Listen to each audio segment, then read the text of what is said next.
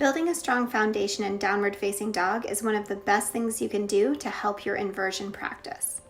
Down dog helps with your scapular mobility, which is a huge indicator of inversions like handstand, forearm stand, and headstand.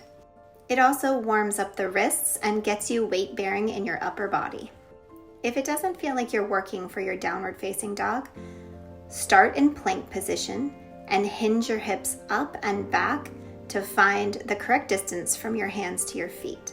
Feel free to step your feet wider, build up to a 5-minute hold. The work that you did in your downward facing dog naturally will lead you into your L-shaped handstand at the wall. Take a yoga block and measure the distance of your hips from the wall. Turn around and place your hands in line with the block. It's going to feel too short. That's okay, you can always walk your hands forward as needed.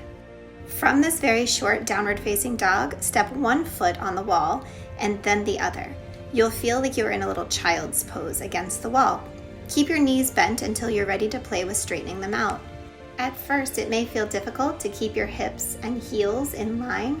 Just work your way towards it.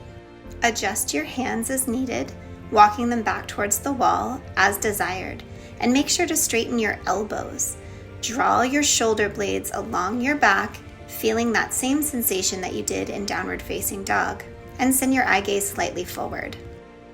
Remember to stretch wrists and relax in child's pose when needed. There are two good ways to work on your crow pose when you're having trouble finding your flight. The first technique is getting your feet up a little higher so you don't have as far to go when you're taking off. Step up on a yoga block or two. Make sure you feel stable. Then practice leaning forward, looking forward, and lifting one foot at a time. The next technique is about bringing the block under your forehead. Sometimes I call it the unicorn horn. Look forward towards the block. Your third eye, or the space between your eyebrows, could rest on the block as needed as you pick your feet up. Always look forward in crow pose and never back at your feet. Remember to stretch afterwards.